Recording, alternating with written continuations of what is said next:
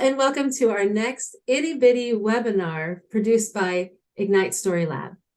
And we thought today we would introduce you to the story cone. It's an important part of what we do here at Ignite Story Lab, but what is it? So we're going to answer a few questions about the story cone today.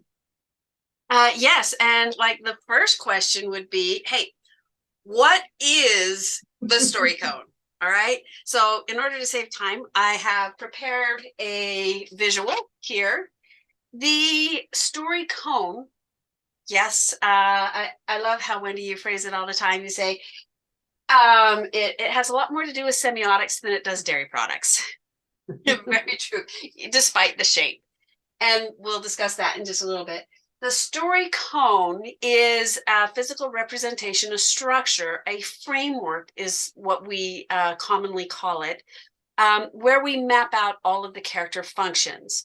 And this is so that we can visually track what goes on in the movements and the emotional journey and the power shifts of our characters.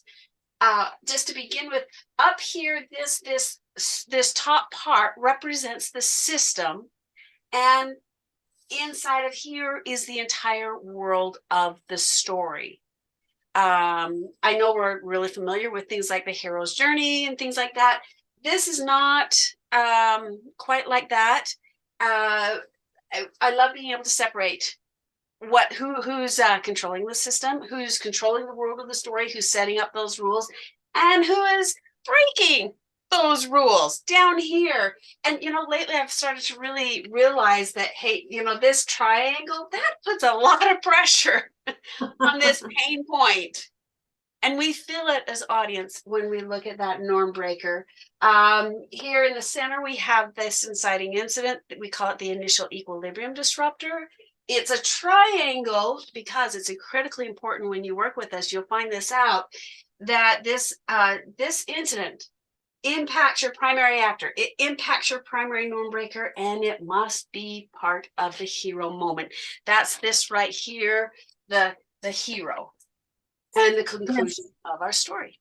Yeah, so that smaller triangle is pointing to the other points of the bigger triangle, and has to be well incorporated. And that's one of the things that I love. One of the best things I've loved that the story code has taught me. Yes, the centrality of that. And yeah, I'll probably say this wrong, but the dyactic function, because this sits right in the very, very center. Visually, yeah, I put this a little bit lower, but this is centered in the middle of the cone if you do it structurally correct according to the model. Yeah. So, Amy, what are the red dots that you've drawn onto the cone? Oh, yeah. So the research found that there are 7 essential role functions that must be in your story, embodied by either a person or a force. And so here's the 7 of them: 1, 2, 3, 4, 5, 6, and 7. There's additional functions that are secondary. They are allies to the system, or allies to the norm breaker, or our safe character sitting here in the middle that is familiar with the system. But guess what? They side with the norm breaker, and that's where you get your mentor. Yeah, and if you want to know what all 7 of those functions are, we have an itty bitty webinar on that's called the 7 essential elements that every story must have. And so you can go check that out. One more thing that we track on this cone are power shifts. Do you want to show us an example of a power shift? Absolutely. So this is what's really, really cool, because it's only through the story cone that these can be tracked visually. What I'd really love to do is put in some of the characters from the Matrix. A lot of us are very familiar with the Matrix, and we know that Cypher, I will spell his name wrong. Is there Y? I should have looked that one up. I think it is. I think it is. Yeah, the Cypher. And he's here on the side of Neo, our norm breaker, until he decides, he goes to Agent Smith and at that dinner, and he's eating a steak, and he's like, I don't care, just wipe my memory, put me back in the system. If you do that for me, then I will give you the location of the rebels. Yeah, Now, so you can see that arrow is a very powerful dynamic, and that really almost takes down the entire operation. yeah, and if you look, and eventually I'll get all the algebraic equations or whatever, the numbers on these. Fortunately, we've got a computer expert system that's coming online where I can enter a lot of data and actually finally do my research I've been excited about, where I can actually say, all right, how many points, how powerful is the system? And how many points do we need down here to believably get to a hero moment? When do we need added points from maybe an ally coming down to our side, or a romantic shift where we come together? And what's going to work? So this is just a wonderful visual where we can actually see what is happening. It's one of my favorite things. So our next question is the story cone the same as the story code?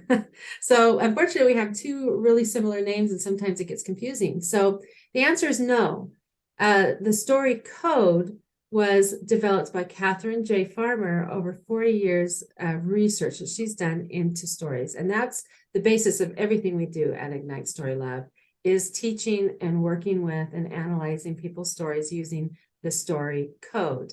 But the story code uses the story cone as the framework of where we map things out. So that's where that's different. Catherine, when she was teaching this at the university, it was the students who looked at the framework shape and dubbed that the story cone. And so that's where we got that name.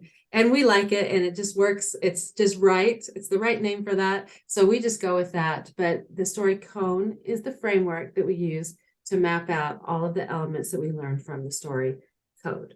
And her textbook, which, yes, I print and self-bind with her permission, obviously, as we work through.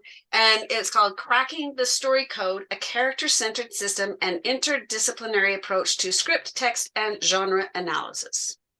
So that's where, the shortened version of story code is. This is the actual how the story code came about, how she cracked the story code. So you might be asking, where did the story cone come from?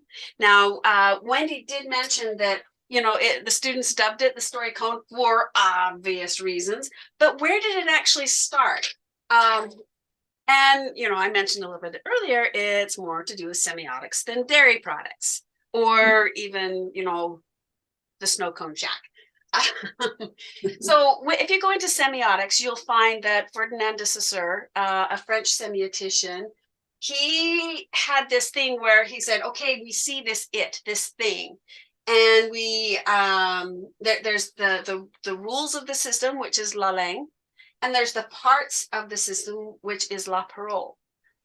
And he says, okay, well, there's the rules and the parts, and we see something that maybe we don't know a name for it. Something is happening here in the middle. I don't know what, something with the mind.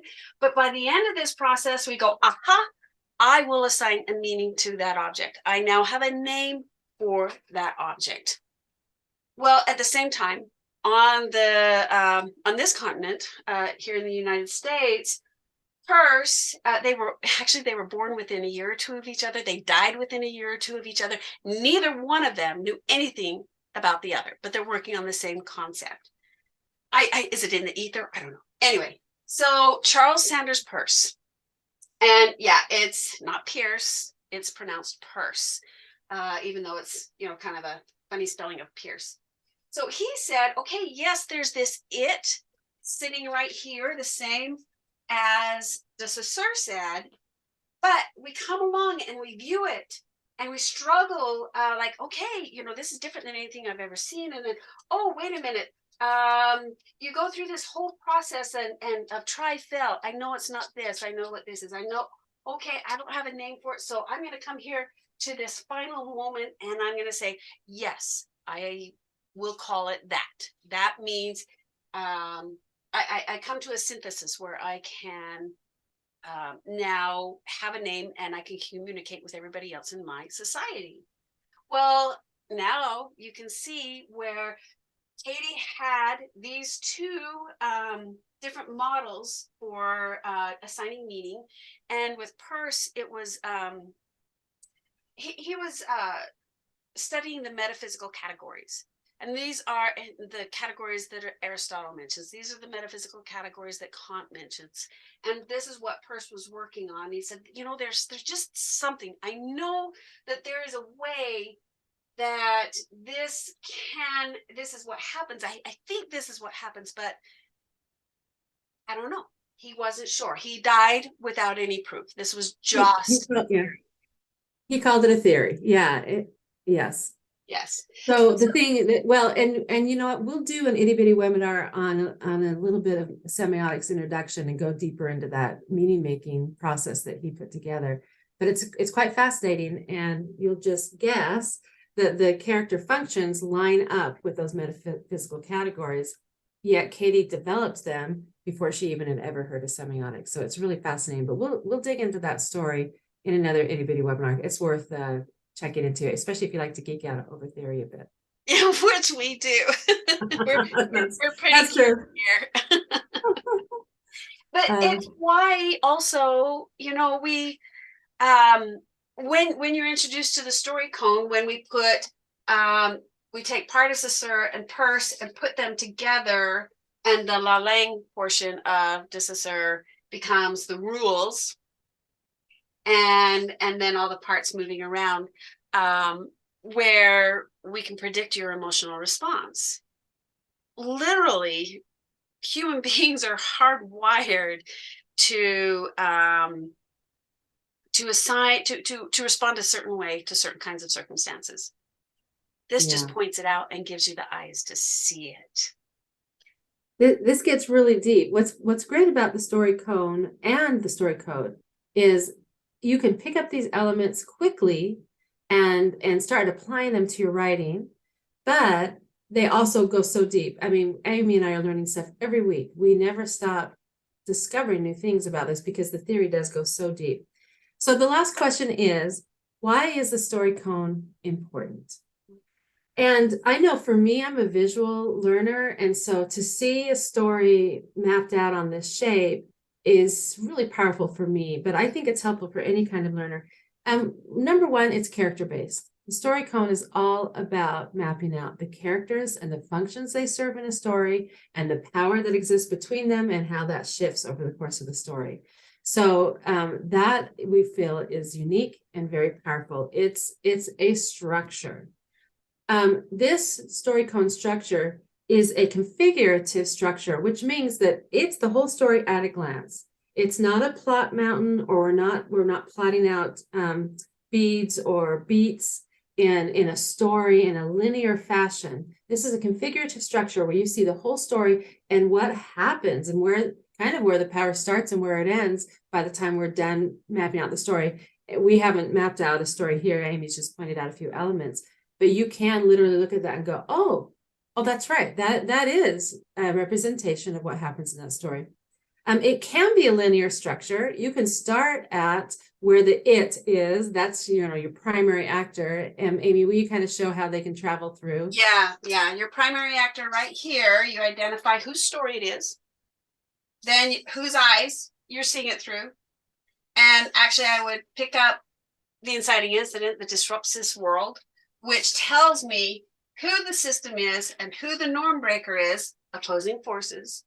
Then we have to have a try-fail cycle where we keep getting bumped down until we get synthesis and a hero. Yeah, so it works both ways, which is incredibly helpful and kind of amazing. So Amy, why would you say giving structure and kind of peeling back the surface of the story and looking at the deeper structure, like how does that help you? Why is that important to you? Well, when you're developing a story, if you are going through this and saying, wait a minute, my primary actor, my main character, they're not really a mover and a shaker. You don't have a primary actor then, because we actually look at the functions a character does. And so the definitions of these nodes determine what character is in that position. Because if you have, I mean, I love to represent the fact that, okay, we usually think primary actor is our main character, our hero, the person that we're going to actually identify with. But if your main character is not proactive, if the story does not, it does not reflect them, somebody else is controlling that story. And I like to point out that in the story of Snow White, the queen, the 1950 Disney animated version. yes, not adaptations, because you know what? You notice there's adaptations in different versions, like Maleficent, that gives power to different characters. So the queen is the system. It's her rules. She starts it. She sends the hunter out to kill Snow White. The entire story reflects the queen. She is the one moving the story forward. Snow White is not. She's aligned. She's got all these dwarves to help her out. We see it through her eyes. She's a Normbreaker because she's so beautiful. But then the queen actually comes down here. Oh my goodness, you guys. So she's here, she's here, she's here, and she's here. The queen actually comes down disguised as an old woman. And she's the noise and chaos that blocks Snow White. Poor Snow White, she can't do anything. She's right here and right here. Sorry, I get a little animated. That's it. There are no points there. How can she win? She can't. She's completely blocked. The only way she can win is if somebody on the side of the queen comes in and saves her, because that person's not blocked. Now you can do it in your story. That's the prince. Yeah, that's the prince. You can say, oh, I'm going to make my Snow White. She's going to win anyway. But people won't believe it if the power is not on her side, even with 7 dwarfs, because they're not always present. Whenever they're gone, guess who shows up? Yeah, that's a great little illustration about how we can track power in a story. And sometimes we have systems that come down and join the primary norm breaker. I mean, you have people switching allegiances, all of this stuff you can track out on this handy little shape we call the story code. Yes. And much like a sentence, if you can write a sentence out, if it's whole and it's complete, it sends a message. If it's a fragment, nobody gets the message. And that's why it's critical that you have at least the 7 essential role functions filled in a story the way they need to be. And that's what we train you on, is how to identify these role functions and their definitions among all the other dynamics that happen in the story column that you can track that make your story whole, focused, complete, and one that can predictably connect to your audience and give them the emotional response you are aiming for. So you know what? Follow us, you guys. We're on Facebook, Ignite Story Lab. We have the YouTube channel here. Subscribe. We offer a newsletter that comes out. Go to our website and put your name in for the newsletter. It's all great content out there for you, as well as we teach courses that we can take you in your deep dive and work with you on your stories. Yeah, and come join us on our Facebook group where you can ask us questions and we have conversations and free events like our Itty Bitty webinars. So thank you for joining us today. Thank you.